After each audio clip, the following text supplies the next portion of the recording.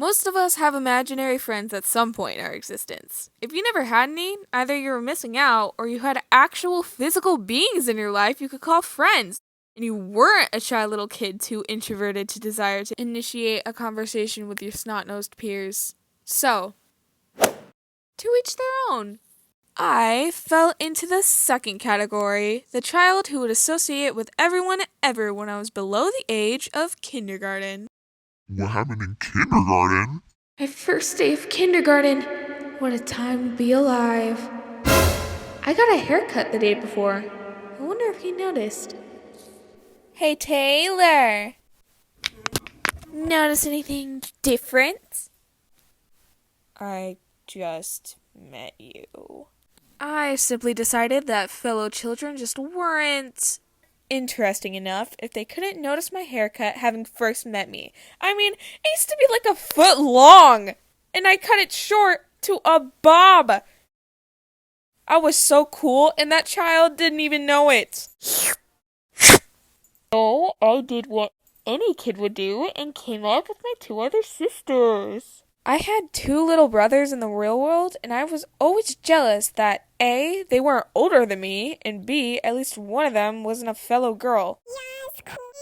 And also C, every day when I came home from school, I got the same little sorry Noah, Mommy let us go to fun places, and you can't go.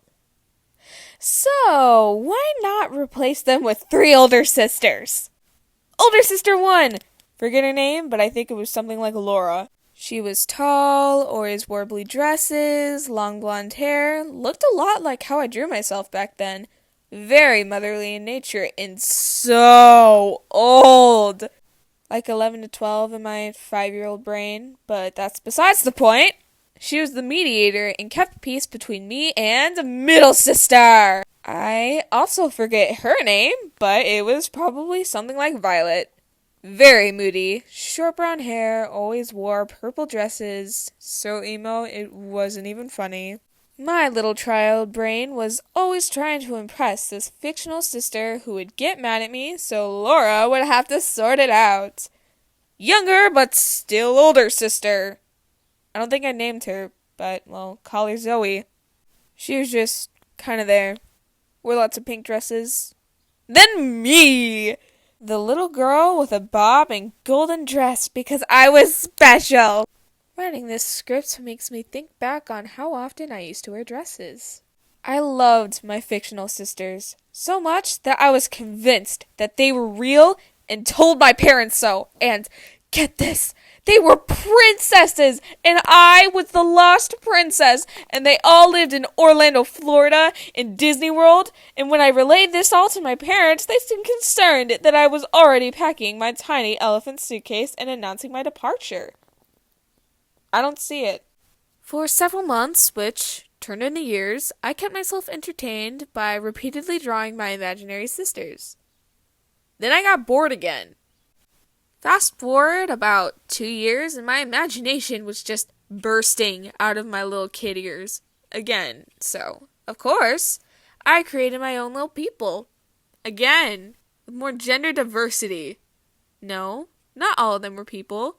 No, 99% were not original. I was 8. What do you want? My first imaginary friend was Raven from Teen Titans Go. I decided that she and she alone was really my sister. She basically took Violet's role from my last round of imaginary friends. But my next few imaginary friends to take on the dynamic trio were Calvin and Hobbes from the comic book series Calvin and Hobbes by Bill Watterson. They ended up just acting like my real brothers. I wrote a book about them once. Or twice. I guess I was writing fanfics at 8 years old. Anyway, moving on. Another addition was my friend from real life. Nothing much to say about that. We aren't friends anymore. Then one day, I had a dream where a lion in a cage bullied me. So I told him a joke. And we became friends. So I made him a cartoon. And bada bing, bada boom, imaginary friends. Want to know his super amazing name? It was Lion. Then I got bored of it and changed it to Claus. Then I didn't like it, and then I changed it back. He was the leader of my imaginary friend group, and also my best friend. I ended up making a little scenario where we became our own sitcom. There would be a clubhouse, basically a treehouse built on the grounds, like a shed in our side yard, that we all would meet at, and paint a new rainbow flag. No, it was not a gay club. Cite a pledge, and read a giant scroll that explained a thing to do every day. Not gonna lie, those years of my life were fun until our school did a program for a minute called Reading Buddies, where we each got assigned a stuffed animal to read with every day that we'd take home at the end of the year. I wanted the penguin, but I got a friggin' purple platypus that didn't have a tail.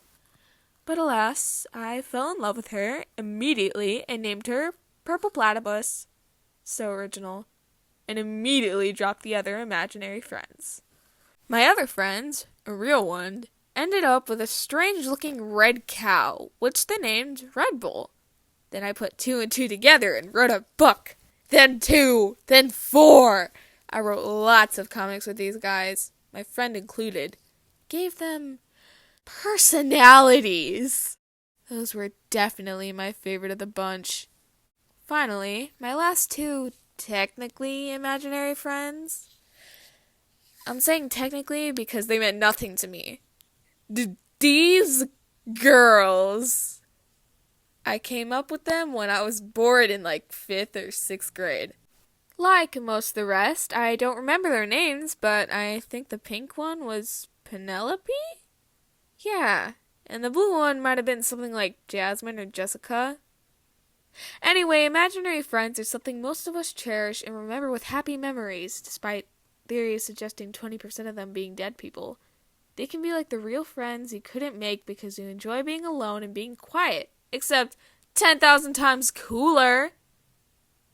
And hey, maybe if you're lucky, when you develop the courage to make actual here with your friends, you'll have the practice of firing lasers and drinking too much rat eggnog with your imaginary ones to be able to live in the real world.